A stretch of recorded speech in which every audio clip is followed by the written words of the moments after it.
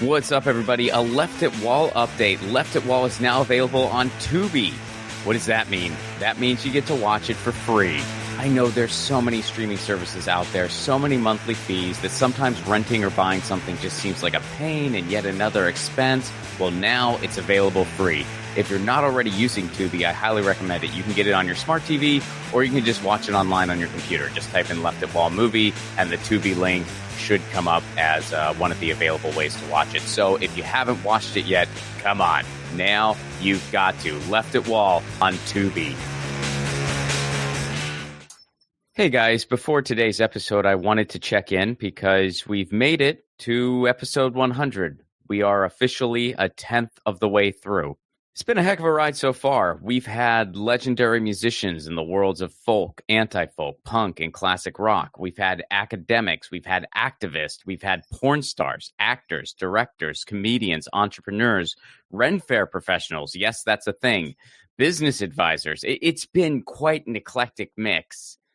And again, we're only a 10th of the way there, which is kind of wild. I feel like I started this podcast a couple months ago, and we're 100 episodes in. We're pushing the 2-year mark.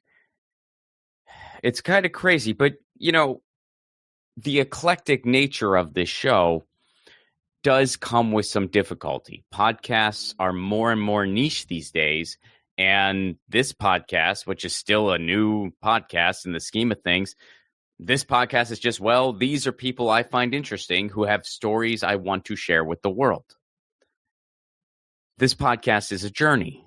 A project like this that has a defined finish, it gets you in touch with your own mortality. It gets you in touch with your own life journey. And when I say all this, I don't mean it in a macabre way, but in an encouraging way. And of course, I encourage everybody to have their own 1,000 challenge. So in that sense, we're all on a journey together. I try not to get too far ahead of interviews on this because I want the interviews to reflect where I'm at in my life too. I'll be a different person during the 1,000th. We'll say that 5 times fat. 1,000th. I'll be a different person at interview number 1,000. How about we say it that way? I'll be a different person during interview number 1,000 than I am now, because it will be nearly 20 years from now. Guests on this show will be different. They'll be different in the stage of their life that they're in come episode 1000 than they are when they were interviewed. There might be some guests on the show that I wanted at the time that maybe 5 or 10 years from now I wouldn't want on the show. And that's all part of it. We're evolving creatures. So as I'm looking for a through line, every single person I have on this show, they're doing something right. And it's something that I want to share. And whether it applies to you directly or not, no matter what, getting their story will enrich your life in some way. That's the goal. And maybe that's not the easiest podcast theme in the world, but it's what I got, and I'm in it for the long haul. Because already doing this show has changed my life for the better. And I hope that's the same for you. So thanks for being part of it. And here's to the next 900.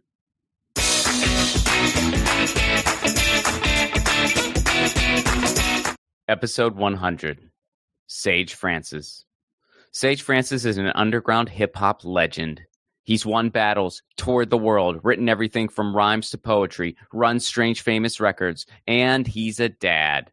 Also, he's in my movie, Left It Wall, and we're both big cat people, which is a big part of this episode.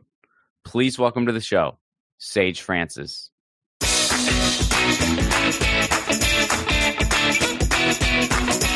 Sage Francis, how are you? Good to see you again. You too. How are you doing? I'm doing good, man. It's feeling better. I'm feeling. Yeah. I am. It's been. Thanks for the condolences, by the way. Yeah, we lost our family cat late last year. And my son, he's 4. He still talks about it every day. Oh, yeah. Oh man. Yeah, it's hard. I mean, yeah, Lucy was my feline companion for 19 years. Yeah. So that's considerable. That's a long time. You know what's wild, dude? I mean, I'm realizing it, especially, you know, in the past few weeks. I've never had an adult household without her. Mhm. You know, because I've had her since college. So it's like I don't know what it's like to just be a grown up without her in my life. And Yeah. I can tell you I like it a lot less. It Yeah. really sucks without her. It's really sad. But you know, I mean, we're on the prowl, and we will be embracing new fur babies. You know, it's not an if, it's a when. You know. Yeah, the kids they're chomping at the bit to get 2 kittens, and I was like, let's wait until summer's over and we don't have to worry, like we'll go on vacation, not have to worry about who's going to take care of the kittens. But I'm also thinking, all right, these are the cats I'm probably going to have for the rest of my life, most likely.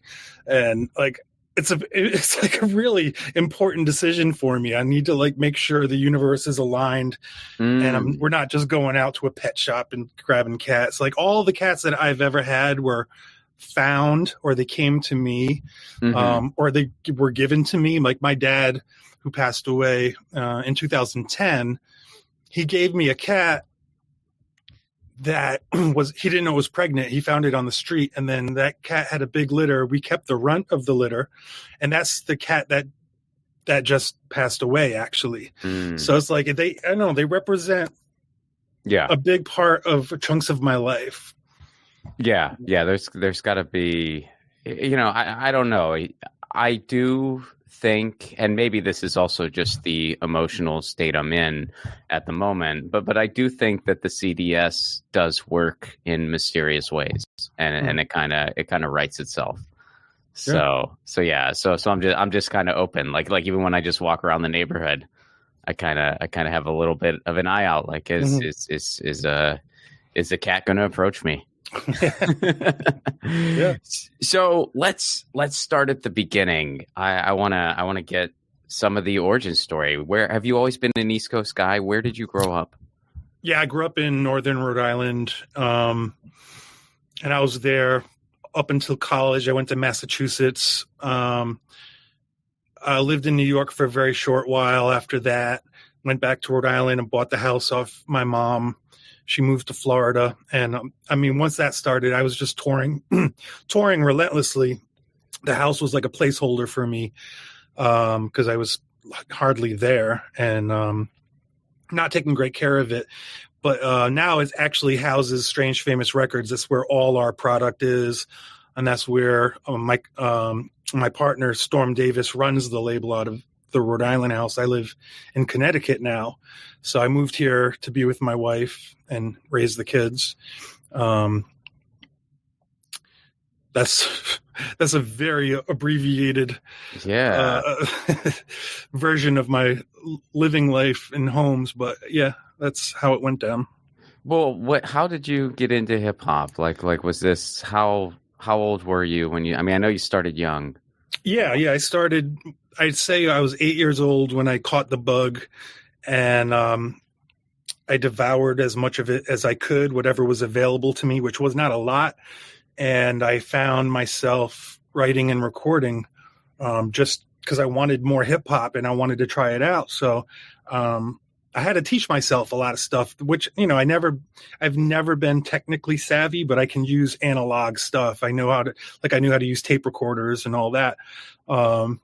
Which funny now is, man, I hate technology. I hate it. I hate plugging wires in. I hate clicking buttons. Sure. That like it's connecting thing that I've never been able to really grasp it. It's not how my brain works. So I was just about to start recording my newest solo album for the first time in 11 years. And as soon as because I've been recording for side projects, I've been doing features on other people's albums. As soon as I dedicated myself to recording myself, my computer died. Dead. The drive is dead. I kind of put out a little call to the public by showing them the Wheel of Death, the Rainbow Wheel of Death on my iMac. And an old college friend of mine from URI, who lives in Germany now, he's a computer whiz, and he has patiently and painstakingly been feeding me code over the past 5 days, where I would go into the recovery system of the computer, type in a line of code, take a screenshot for him. Then we did, like, through trial and error. Today, we've secured all the files that I had on that computer, but I need to record on another computer now. But yeah, so that's that. My last 5 days have been like, I'm the fakest Mr. Robot in the world, where I have to like manually type in. I can't cut and paste. I had to like write it all, and obviously got a lot of stuff incorrect along the way. And he had to like explain to me where the spaces were, or whatever. But that's where we're at now. So I'm just happy to say files are recovered. Nice. I can start recording, and hopefully I'll have the new album out. It'll be out before the end of the year. We'll just rush it out and see There what you happens. go. Okay. Yeah, that sounds that's a pretty quick turnaround, but you know, if you got everything laid out. Yeah, we'll see. What you guys do is amazing to me. Like people that can just produce albums at that level. I mean, I have a lot of like musician friends, and you know, the way they can just like track something and lay it down, it's a superpower to me. Yeah, well, it's a minor miracle I can do it. It's a minor miracle I can. So that's why I use a computer as long as I can, because once I have something figured out, I'm a beast of habit. I don't want to like change anything. I don't even care if I'm using old systems, outdated DAWs, whatever. It's like, I mean, the writing happens in my head. When I hear a beat, if I have some type of spark of an idea, I can flesh it out pretty easily. And you do it enough times, you get the patterns going, and you just sort of know what kind of road you're going down and what kind of turns you want to take and where, and the words lend themselves to like a variety of options, and you just got to be able to pick the best option for your voice and, you know, your style. So yeah. Pro Tools guy or? No, I am a Logic Pro. I first tried the Pro Tools when it first came out, and I wasn't grasping it, but Logic Pro was a lot easier for me. Okay. Yeah. So, all right. So you started just writing stuff at 8. You started absorbing everything you could. What was going on in your local scene? Like as you got into high school and stuff, where did you start going to some of the DIY venues? Like give me a snapshot of that chapter. Yeah, well, okay. So my town where I grew up was very anti-hip hop. It was heavy metal and rock and roll. And I had to venture outside of the town to find a scene. So sometimes I'd have a friend drive me to Providence, where I would only be like 12 years old and 13 years old. We'd go to talent shows. We would go to open mics, battles. And that's when I first started performing on stage in front of people who didn't know who I was at all, because I'm not from their town. I'm not from their city. I'm not from their school. I just was like, this kid comes out of nowhere. And I was white, obviously. And back then there were hardly any white people in those scenes. So I was an oddity. And I rapped. I had to rap in a way that people wouldn't like. I immediately needed to get their attention, so I would rap very fast, and that was kind of my gimmick. Like when I was 13 years old, I'd rap like Chip Fu from, you know, Fushnikins, or Tongue Twister from Chicago, and I was very obsessed with that style for a couple of years, and you know, I got myself in some trouble here and there. Like what? It wasn't the safest of environments. Okay. And yeah, being that I was an outsider, I didn't have protection. And yeah, when beefs popped off, you were very susceptible to getting jumped. And thankfully that really never happened to me, but there was very many threats, and I did see guns, and they just were like, get the fuck out of here, white boy, go back to wherever you're from. And that, you know, pushed me more. I just wanted to get better and better. And I, you know, it didn't take too long after that. I was owning every battle. You know, I became very good at that, thankfully, early on in my career. But eventually I would go on to win some of the biggest rap battles in America. So winning Scribble Jam in 2000, I was I had already stopped battling for a while at that point, but I still had it in me. And, like I didn't go to Scribble Jam thinking, I'm going to take this. I just kind of was riding this wave of everything that was going on. Because once the internet became popular and Napster and the, file sharing things were happening, people could access my music. So they'd be like, who is this Sage Francis dude? To type in Sage Francis, everything that I put out on mixtapes was accessible to people. And everything I put on like 12-inch was accessible to people. And people worldwide knew who I was at that point. And I was able to tour worldwide very early on, starting in 1999. So after I graduated college with a bachelor's in journalism, I worked at Ben & Jerry's for a summer in order to purchase an MPC sampler, which I never figured out because I'm not tech savvy. And but then I was getting flown out to Sweden, or Nova Scotia, and I was making enough money to pay my rent. And then I was like, you know what? I'm gonna give it a go. I'm gonna quit Ben & Jerry's and throw caution to the wind and really dedicate myself to this career that I didn't expect to ever make me money. And now money was coming in. I didn't have representation. I didn't have a manager. I didn't have a promoter. I had the internet, and I had, people I could connect with on, what were we using back then? Friendster. Was that early MySpace at this point, or was that not? That was a little bit before MySpace. I had a following before MySpace. I remember someone who became a good friend of mine was urging me to go on MySpace. He was like, go on MySpace. And yeah, I kind of like blew up on MySpace a bit. It was helpful. Got you, music on your profile. And I mean, I did an interview for a MySpace documentary that's coming out next year, I think. I think it was the best we had. I mean, I think absolutely. It was by far the best we have. And honestly, I think Tom is a pretty cool story in so many ways. I mean, I wish he wouldn't have sold it to these evil cretins, but I get it. He goes, all right, I'm done with this. You want to buy it? Go ahead. I'm going to go enjoy my life and be a photographer. And I have more money than I'll ever. I mean, it's a pretty cool story. I'd love to interview him. But that's somebody who's on the list for this show. I don't even know how to try to go about getting in touch with that dude, but I would love to chat with that guy. Part of what made it the best, though, is that there weren't 100 other social media sites. Right. That's the first one that everyone was on. It was the town center of the internet. And then it branched off, and everyone went their own way, or they went to Facebook, and then blah, we don't like Facebook anymore. We're going to create 10 other social media sites. And so everything is just scattered now. It feels like no one is ever really on the same page, and the user experience is way less interesting. I don't know. And also, we didn't spend so much time online back then.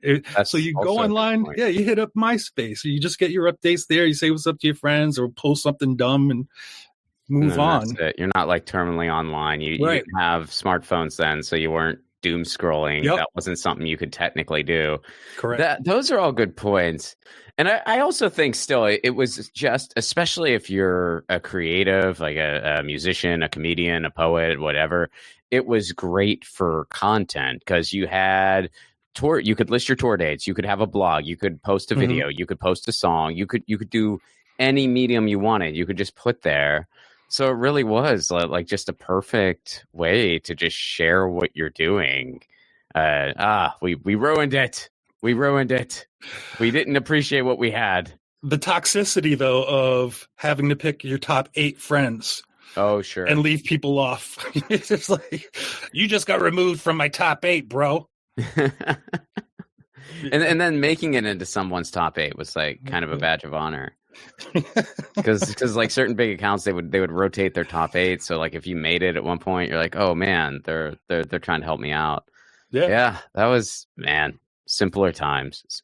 Well, were you always did you always release your own stuff, or did you ever work with a label? Oh, I've worked with a lot of labels. I started my first demo tape that I would sell at hardcore shows was in '96.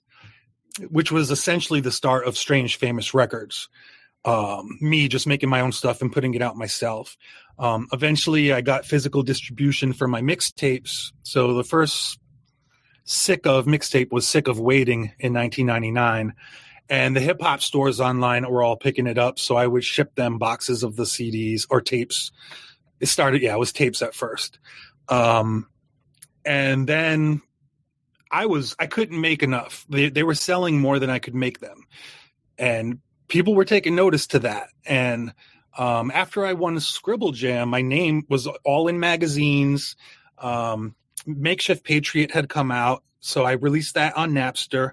Makeshift Patriot just spread like wildfire, and it to this day continues to be one of my most popular songs. So that was 2001. It's a hell of a banger, dude. So then I was operating with a crew called Anticon. So they were based in the Bay, and they already had distribution. They had a good thing going. They were kind of popping off at the time, a lot of buzz. So after I won Scribble Jam, they were like, if we put out a Sage Francis album and we get it in stores, that's probably going to do well. So they hooked it up to the point where, they didn't give me an advance, but they gave me access to their producers. I flew out there, I hung out with them, made friends with them, recorded at their spot. And then I flew back to Rhode Island and recorded the rest of the songs. They got me publicity through Nasty Little Man, which was Beastie Boys' publicity agent. And it sold. I don't even know how many sold. It was a lot. It was a lot. And that caught the attention of other labels. So then bigger labels were sniffing around. And there was one startup label in the UK called Lex Records, because I already had another album done as a group called Nonprofits. And they wanted to put out an album. I was like, all right, it was the worst decision of my life. That's one thing. If I could go back in time, I would change it, because why? Just the business dealing of it. They did not. That album also sold incredibly well. It was like critically acclaimed, probably more than anything else I've put out, especially amongst hip hop heads, because a lot of my hip hop is left field, or it's not what you typically would hear from an MC. Subject wise, but that one is dedicated to hip hop. Like that album, it's called Hope. It's my love affair with hip hop. That's what I expressed throughout that album. And I never wanted that to be my thing. I didn't want to be trapped in that box where everything I did had to sound like what you would expect from hip hop. So, but anyway, long story short, we noticed they weren't doing anything to help sell the album. And I just didn't like the guy who ran the thing after a while. And I was like, I want to get this album back. And he was like, okay, you can have it for $100,000. Oh, Jesus. I was like, all right, well, fuck you forever. And I'll continue to talk trash about you in every interview if they ask about it. There's. But the bigger one. So what kind of glosses over that is Epitaph. So I was the first hip hop artist to sign to Epitaph, which is traditionally a punk label. Mm-hmm. And I hop on a Bad Religion song, and they put me on the Punk-O-Rama CDs. And again, they put Makeshift Patriot on a Punk-O-Rama CD. Yeah. Well, that's how, full disclaimer, that's how I initially knew who you were. Because I was a big just punk fan growing up. And when you started collaborating with Epitaph, and even though you weren't a punk act, it totally made sense. That's the most popular comment to this day I get at shows is like, how I discovered you, this Punk-O-Rama CD. It's crazy. All these years later, that's what people keep telling me at the merch booth. Dude, those things freaking ruled. I had them all. Yeah, you haven't. That was just a special era, especially if you were, like kind of a suburban kid into punk rock. Which I was. I grew up in, a suburb of Pittsburgh, and you would go to like the mall or a record store, and you could get those comp CDs for like $3. Yeah. And then you had the little form that they would give you, and you could fill it out, and you could order all the stuff that you liked, and you could order T-shirts, and that was your nucleus. And then sometime that was back when Warped Tour was a little more. I don't know if accessible is the right word than it is now, but a little there were. It wasn't as big, I guess you could say. And so a lot of those acts would come through either on Warped Tour or they'd do a club show in the summer. And that was just how you had your own little world, kind of, you know? And that's a wildly shared experience amongst people from that era. So what we lack now is communal experiences. Because we're so scattered. We're all on different things. We're not watching the same channels. We're all on different streaming services. We're all on different social media sites. Like the communal experience has vastly kind of just dissipated from our life, except for a few things. But I've noticed that for a long time. And I'm like, that's what I'm missing. And that's what I think people are missing in their life, just culturally. Yeah. There was just more of like, you knew where to go. And now it's just, it is so scattered and it is so all over the place. Like, I don't know. I wouldn't even know how to find news. I mean, I do find new stuff, but if you asked me how, I wouldn't really know because it's just like a million different things. Like, I saw this thing on Instagram. I saw this thing on TikTok. I still do Sirius XM. So I find new music that way. But, you know, like back in the day, there was a certain way that you could count on to just find stuff that you were going to like. And and it's weird. So it's like, I guess I evolved with it. I think we all did, but none of us can explain how. Right. Whereas like we can explain, you know, like the experience from all those years ago, like we just did, but we can't explain like what happens now. Like, oh, how'd you find out about these guys? I don't even remember. How did I find out about Sage Francis a long time ago with the Punk-O-Rama CD? I remember that. Right. You know, like now I don't know. Even if you get a song in a movie these days, who cares? Like I don't know. Like it's like, oh, I discovered you on you were on the soundtrack. You know, it's like no, that's not happening.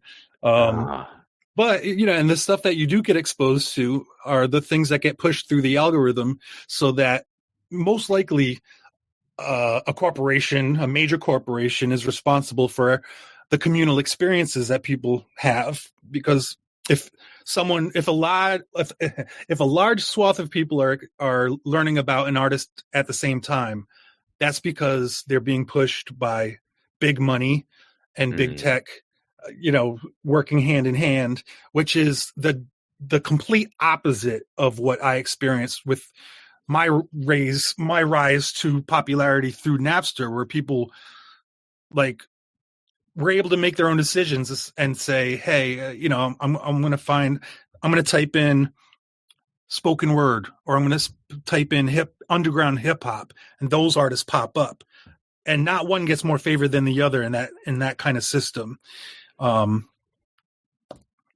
Things are so different now that as a record label owner, it's a constant frustration, and I continually have to like kind of apologize to our artists. Like, I don't know. Like, I don't have the answers. All I can say is that we are a respected hub.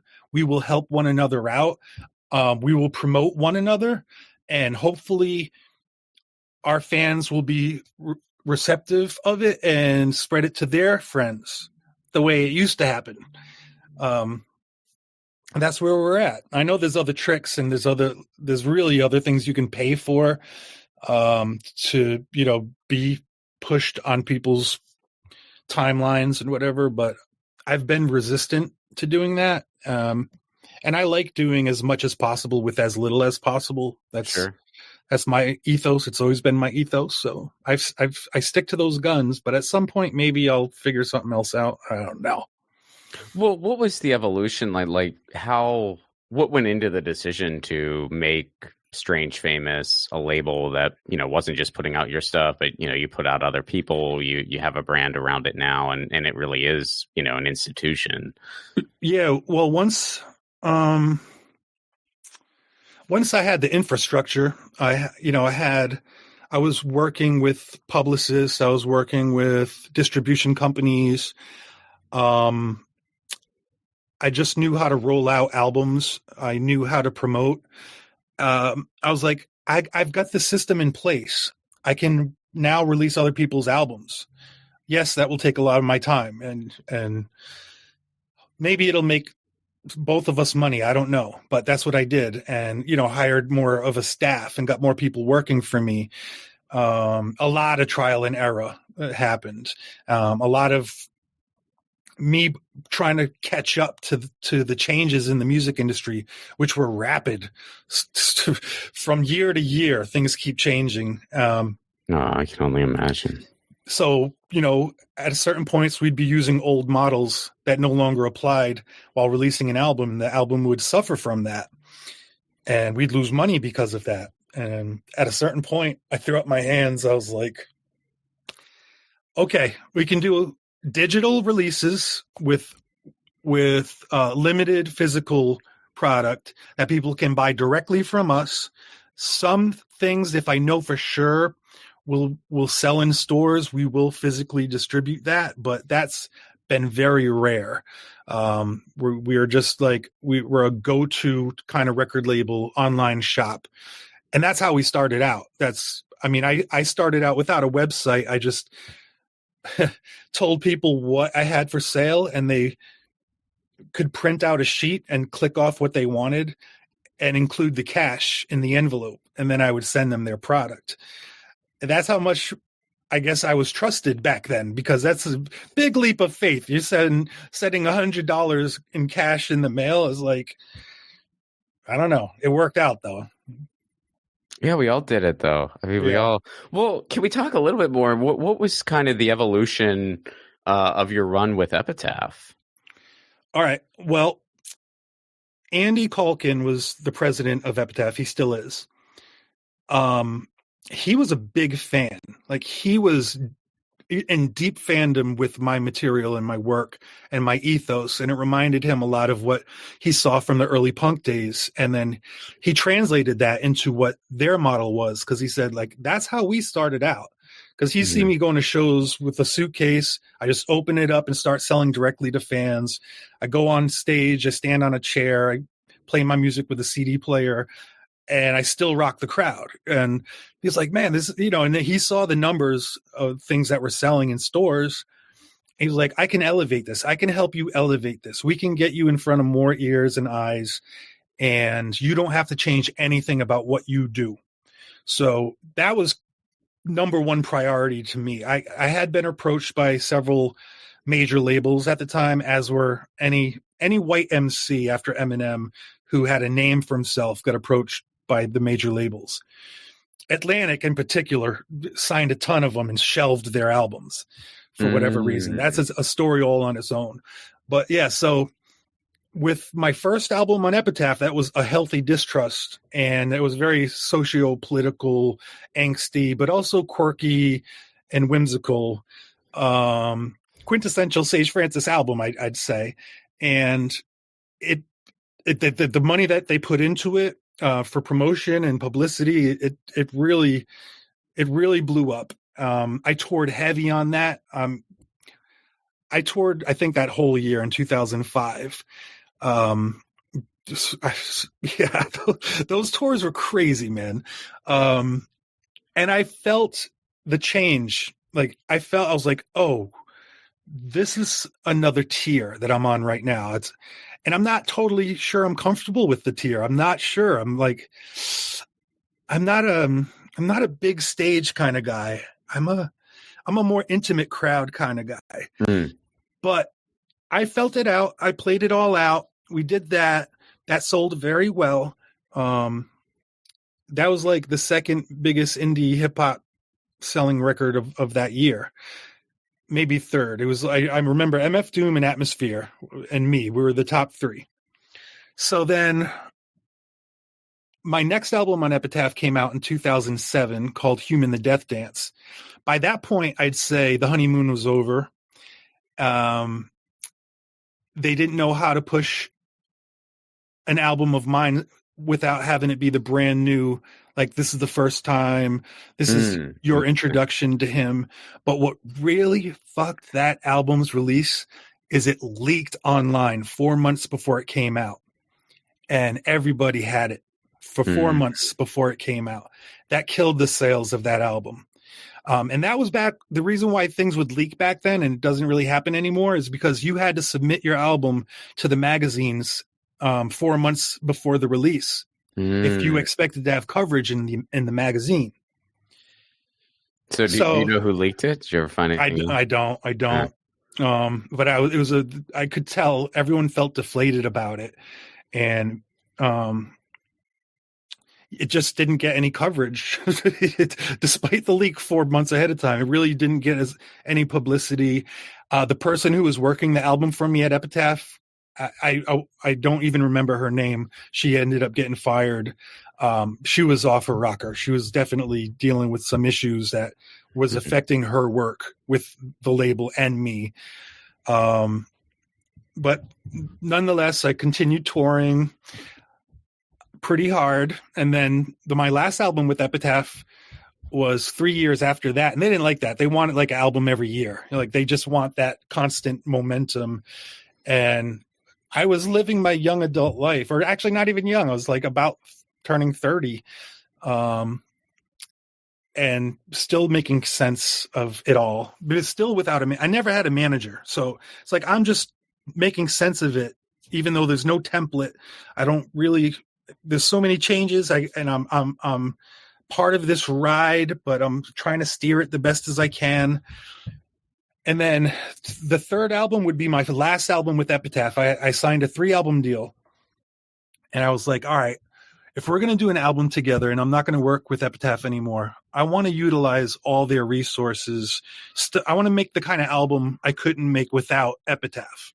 So what happened was they reached out to all their artists, told them, hey, Sage Francis is interested in hearing your demos. They don't have to sound like rap beats or anything. Just send your music and we'll see what he can do. And so that album is called Life, and I worked with tons of musicians on it. We recorded it in Chicago. It's all live instruments. And what I didn't like, so this album almost sank me financially. They put so much money into this album that it ate into the profits of my previous 2 albums. So I wasn't getting paid out for anything for years. And Brian Deck was signed on to be the producer.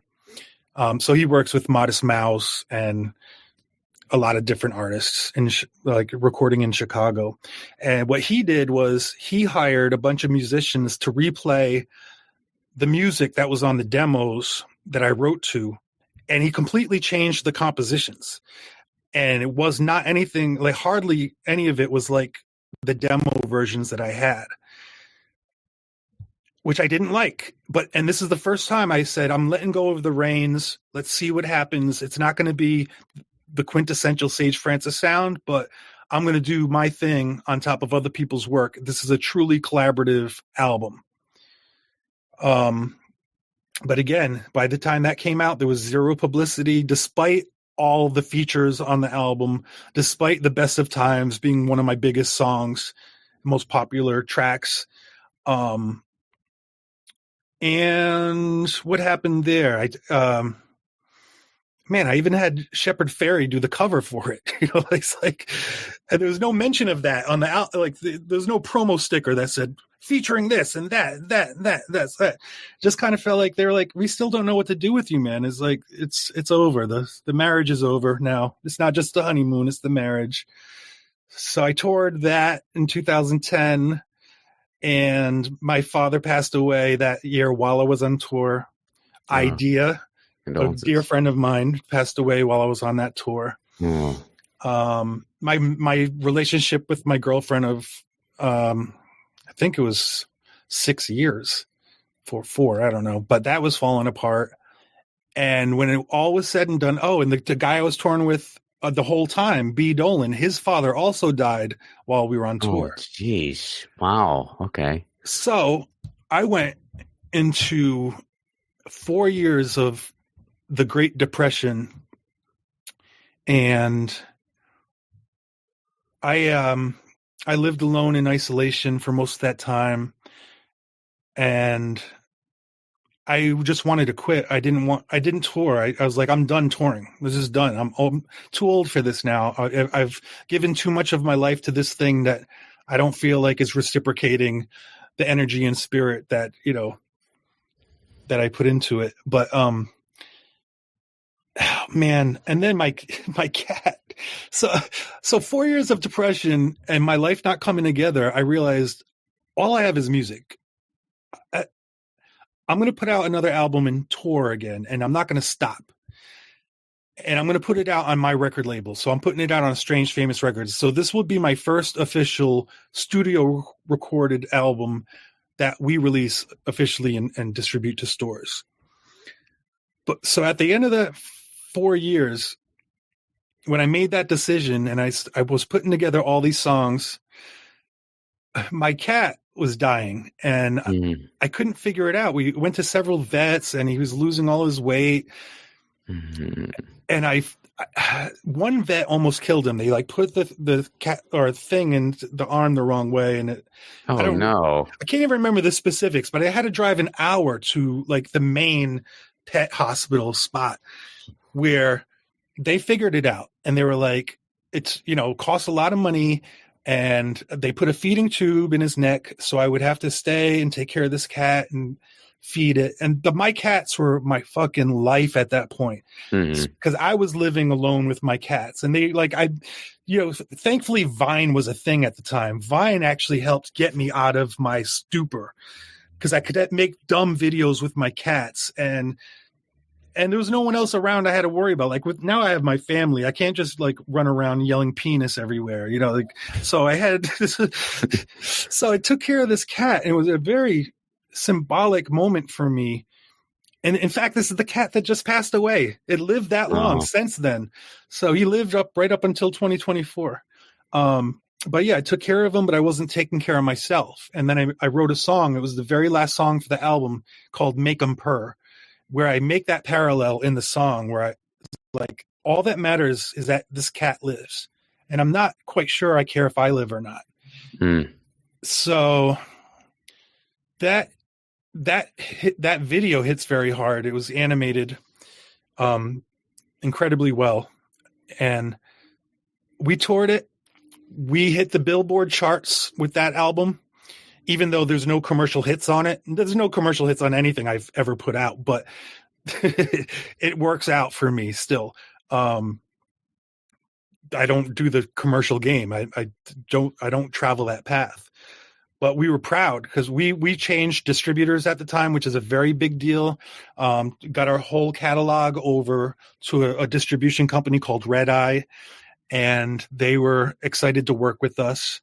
And we did a lot of the old school tricks of how to get, promote the album and make people aware of it. And I toured that album and I toured nonstop for quite some time, all through 2014, all through 2015. And that was my last solo release until, after that I did the Epic Beard Men projects and got married and had kids and moved to Connecticut and, went through COVID like everybody else and lost years, at least one, and canceled a world tour that I had planned. When I found out my wife was pregnant, I was like, this is my last chance to make money. I booked everything myself. I had all the hotels booked, all the flights. Boom, lockdown happened. So that would have been an absolute bummer if I didn't then get to spend every single day with my wife and kids. Right. It was it was just the perfect storm for me. If I was still living my old life, I would have probably created a lot of material during that time. But that just was not possible in our living situation. And it's still very difficult. That's why I had to wait until a certain sweet spot in the summer where I was like, I can record during this time. And then my computer just died on me. Technology let you down again. It did. It does it on purpose. The fucking universe, it works like that. Yeah. Well, I mean, I can definitely feel, all that stuff you're throwing down, especially from, one cat person to another. Before Lucy passed, she had gotten sick a few years back. And that was my first jolt of reality that she's not a young cat anymore. Mm. Because like I had her forever. She was a pretty healthy cat and still, was very active for her age. I mean, she was until the end, really. And so she got sick and she was about 15, going on 16 years old at the time. And all of a sudden I realized, oh, she's not a young cat anymore. Like in my mind, she was still 7, and they act like that. Yeah. Right. And so I was just terrified. And fortunately, they were able to diagnose what was wrong. And she had, about 5 more quality of life years that she probably wouldn't have had otherwise. But but that really hit me. And I was in that kind of same zone you're talking about where it's like this, she just needs to be okay, and, and then recently, when she was not, was in a bad place again, I was like, well, maybe there's something, maybe this isn't, maybe she's still going to bounce back one more time. But, unfortunately that wasn't, the way it was meant to be. But thankfully for me, I accepted it immediately because I remember the first time it happened, it was very similar. Lost a lot of weight, stopped eating and drinking. And I was like, it's over. Like I just knew, I was like, I just want to get this cat down as soon as possible so it doesn't suffer anymore. Because it happened so quickly. It was over the course of like a few days. I was like, it's too old for me to try to do the old tricks. I'm like, no more feeding tubes for the old cat, Sure. And it was well loved, and it was, the time was up. That's just what it was. And the kids, this was a big deal for the family because it's the first time they've had to deal with death.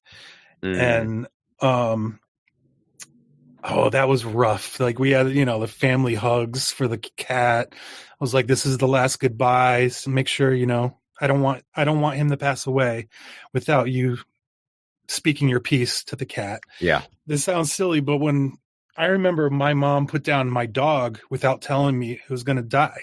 Oh. So I never got to say goodbye. And that was when I was very young, but I remember freaking out. I was like, why didn't you tell me? So that's always in my head. That's a core memory. I was like, although I don't want them to have to deal with the deep sadness of losing the family pet, we've got to let them all say their piece and hold the cat and say, this is it. Yeah. And it was important. It was a good growing moment for the family, I think, for the kids' development and understanding of our temporary nature. Yeah. Yeah. Oh, totally. I think that's an amazing learning moment and just an important life moment. I mean, that was similar for us. I mean, my wife and I, we took her out on the deck one last time. We held her. And then when, they came to the house, to do the procedure, and we just talked to her. And I promised myself, I'm like, you can wail as much as you need to before and wail as much as you need to after. But during, you got to hold it together because I don't want her to feel any stress during those last moments. I don't want her to be worried about me. I want to just be strong for her and be talking to her and be telling her all these things. And, then when she is no longer with us, I can just, let it. And that's what happened. Like I held it together. And then when they left, our condo, I made sounds I didn't even know I could make. That was my last big cry for sure. I'm on the stairwell, just holding the wall and just letting it out. Yeah. Oh, we closed the front door, and I just it was like just a yell, like just a pain, guttural. And my wife too. I mean, we were both in each other's arms, just wailing, it's part of life. It's part of life, not a fun part. Yeah. So let's get into this. So Makeshift Patriot. How do you feel about just when you reflect on that song now in the rise of MAGA and all of the other things going on, and you as a father and just, putting all that together? Well, I'm proud that the song, it kind of sucks that the song is still relevant, but I'm proud I was able to capture that time in America and that spirit that I'm addressing and see how easily it translates to what we're experiencing now. people often are like, when's Makeshift Patriot 2 coming out? Like, please stop saying that. That's like, don't. It's there. It still exists. It still tells the story. I've done a lot of different political songs since then that address, more modern stuff that's happening. But that was me addressing the zeitgeist. And nowadays, I mean, I want to put a Palestine, I want to put a Gazan flag on my house, and I'll do everything in my music. I will speak out at shows. I don't want to make my family feel threatened. I never know what people are going to do. When it's just me, I can speak out as much as I want, however I want, wherever I want. When I have a wife and 3 kids in my household, that puts a warning light in my head when, sure, if I'm out in public and I see, it takes a lot for me to stop myself. I almost did it the other day when we were at this ice cream shop, and this dude with a big Trump shirt on, MAGA, and it's like, I want to say, yeah, you know what I want to say to the guy, right? And I want to make him feel embarrassed, which won't work. But it's like, there's no winning. It would be cathartic for me to address it in public and see if anyone else, laughs or claps. And like, he's right. This guy with the gray beard, he's right. It's like in my head, that's how it plays out. No. So what I do these days, there was even protests that we didn't go to. I used to always go to protests, and we had one in town. I was like, I don't want to bring our kids. I don't like I don't like seeing kids in protests. I don't like see kids holding up political signs. They have no idea what they're doing. I don't like that. But we gently explain our feelings on what's happening in the world, and I don't think we do it enough. So that's something I need to work on, because I can only imagine how hard that is to try to. I mean, especially like young kids. How can you even explain to them what's going on? I mean, I don't have kids, so I don't know. And I have a niece and a nephew, but they are 2 and a couple months. So they're still a while away from those types of conversations. It's a tricky walk. But the oldest is 11, and I remember when I was 11, I had a general understanding of a lot of stuff. Mm-hmm. Maybe not politics, but if something was happening in the world that gets discussed, but because politics were never discussed in my household ever. I grew up in that era. You don't talk about politics or who you voted for. It was like a rule. Was your household like that? A little bit, yeah. I mean, my parents, like my dad was a professor among some other things throughout his career, and then my mom also worked in academia.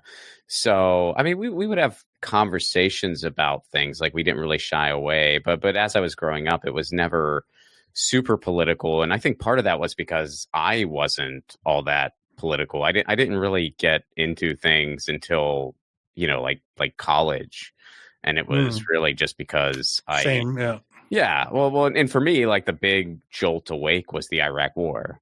I kind of was just, why are we over there? What's happening? What's going on? And then I started reading some things that I hadn't read prior, and and then it was just off to the races. Got radicalized real quick, but yeah. Well, I remember when I first started posting against Israel, when I first started saying Free Palestine, the backlash was crazy, and crazy things were said to me, threats were sent to me, and that's all good and well. That's me. I don't want it ever to affect my family. Yeah. Where they feel like they have to shield, because I've dealt with these crazies my whole career. Mm-hmm. Ever since Makeshift Patriot, probably before that. Like, it doesn't like I understand what's going on. I understand what game they're playing, and I understand when a threat is actual, and what I can do to protect my privacy and all that. But as soon as I go out with a family and make myself susceptible to public, it changes the game. It does. It changes the game for me. So people can expect a different approach. And if that makes me cowardly, so be it. But no, I don't think it does. Yeah, I am a protector of my family, and I will do what I can to make sure I get the message out, but not in a way that affects them. I think the opposite would be cowardly. I think it would be cowardly to not put your household first. Right. I've always felt that way. I think that, like, and I'm not going to say that anybody's approach is right or wrong. I have no idea because I don't have children. But I think that, if you're coming from the place of my household comes first, I think that is the complete opposite of cowardly 100% of the time. Yeah. But so I think the new album's still going to be awesome, though. It is. I don't think this is going to be a big problem. I still know there's going to be some Sage Francis bangers with plenty to say. And you're still plenty outspoken, man. I see your social media. Yeah. I released the Sick Twist Ending mixtape in the beginning of the year, and we just released a video from it, and it's really dope. It's called Wheels of Steel, and Buck 65 produced it. But anyway, the reason I'm saying this is I'm seeing all the comments. They're like, new Sage. Oh man, he still got it. Brand new Sage Francis material. It's like, first of all, this was recorded in 2018, released publicly this year earlier. Like nobody knows. I don't know how to capture all my fans' attention at the same time. Even though I toured with Atmosphere throughout the country. We did 21 or 24 shows, and it still is like, oh man, you're still doing it. It's like, dog, I'm doing it every day. I'm on it every day. I'm doing my best to make you guys pay attention. But at a certain point, you got to not care about it. Yeah. And you still got to, just every day. I mean, especially we're talking about just limitless content, limitless places that you can go. It's like every day. Every creative person who's just out there, whether you're, whatever level you're at, every day you still have to let the world know that you exist. Right. You just have to remind them exactly. that you exist. So I wouldn't be on social media otherwise. Yeah. I wouldn't be on social media otherwise. I always hear other people say that too. It's like, God, I got to remind people I'm still alive and I'm still doing stuff. I'm eternally grateful for the fans who support us. They do buy merchandise. They do purchase things through the Strange Famous website. And I feel like it's a small fraction of those who potentially would support if they knew how or were aware of it. So yeah, we're constantly just throwing out signals in hopes that it gets picked up by the stragglers on the outskirts of whatever. I don't know how the people in the inner circle who get all the updates, how it's always them, but it's a core fan base that has kept us alive. And it's awesome. Well, in closing, tell everybody where they can go to learn more about you if they don't know already, and where can they find all the strange famous stuff? Well, you get thestrangefamous.com is the label's website. All my merchandise is on there. Everything you could think of, honestly, right down to stress broccoli. They're not stress balls, but they're broccoli that you can squeeze. Brilliant. Yeah, it has my name on it. Actually, I don't know if that's on the website. I just sell those at shows, but everything else. You find me on every single social media site. Doing my best to speak my truth and make fun of stuff and have a good time while also being serious and sharing life events. And that's, what else? You could just go on your favorite search engine and see what happens. Nice. Love you, Ron. Yeah, Sage, first of all, I will mention real quick, thanks for being in my movie. Thanks for being in Left of Ball. It was an honor to have you. And thanks for doing this show. Yes, sir. That was Sage Francis. Thought that'd be a good guest for number 100. Just two dudes holding back tears, talking about their cats. That was a big part of the episode. Two dudes fighting back tears, talking about their cats, which, by the way, I will mention, first of all, check out all of Sage's stuff. Check out Strange Famous Records. Listen to all of the great artists that are there. And I can't wait for Sage's new album. I got to listen. He sent me a few tracks, so I got to check it out. Super, super stoked for that. Music for the 1000 Podcast is provided by Andrew Saxon. Be sure to check out his podcast, The Baywatching Podcast, wherever you get your podcast. Please do leave us a 5-star review, would you? This is still a very new show. We are a 10th of the way through, though. We're a 10th of the way there. We're going to be halfway there before we can blink an eye. That's how fast the world goes. So please do leave us a 5-star review. Tell your friends. Help this show grow. It means a lot. If you want to support this show on the sustainability end, you can do so over at patreon.com/romplacone. For a Give What You Can level, you get all kinds of exclusive perks and benefits. You get full stand-up clips not available anywhere else. You get insider information to upcoming films and projects. And we do a Zoom hangout once a month. It's a really cool hang with cool, creative, like-minded people. And that's all for a Give What You Can level. Even $1 a month goes a long way. All right. And on the note of cats, I am very, very, very, very proud. And my heart is very warm to let you all know that on Friday, August 8th, 2025, I don't know what day it'll be when you're listening to this, but on Friday, August 8th, my wife and I welcomed Luna and Livorno to our home. 2 black kittens, brother and sister, and they are awesome. If you ever hear any kind of bells jiggling in the background, jingling in the background, that's them. They are 4 months young. They're kittens. And so far, they have just been nonstop energy. And, you know, as we talked about and as I wrote in the Substack piece, I felt the best way to honor Lucy is to keep our home and hearts open to rescuing more cats, especially ones who look like her. Black cats have it a little tougher, and these are 2 black cats that could be Lucy's twin. I mean, they look so much like Lucy, both of them. And it's been an absolute joy hearing the pitter-patter once again. And it's been awesome. So welcome, Luna and Livorno. I'll be sharing more about them as time goes on. And I'll be sharing kind of their origin story, how they came into our lives. There's a bit of a mystique there. And if you believe in the CDS cat distribution system, I think it did its work in this case. But yeah, that'll be up to y'all to decide. But I'm going to share the story. Thank you so much for being here.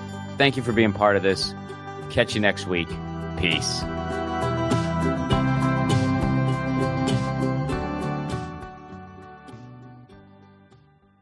Hey guys, Ron Placone here. Take your own 1,000 challenge. No, you don't need to interview 1,000 people, although if you want to do that, go for it.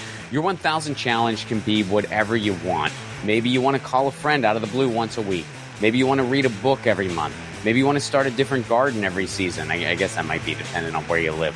Look, the point of the challenge is taking on an endeavor that enriches your life in some way, and it can be measured. And then, of course, you do it regularly. That's what 1,000 is doing for me and hopefully for you too. The main reason for this podcast and every podcast I've ever done is to build community. So take your own challenge. Then join our Facebook group. It's called 1,000 What's Your Challenge? ? That's 1,000 What's Your Challenge ? And post about what your 1,000 challenge is and the progress you're making. All I ask is that people be encouraging of each other's challenges. This is personal and vulnerable, so be cool. There's enough negativity on social media. We don't need to add to it. For those of you who aren't on Facebook, hopefully in the future we'll be expanding to places like Discord, Reddit, but for now, we're starting on Facebook. And again, that Facebook group is called 1,000 What's Your Challenge? See you there.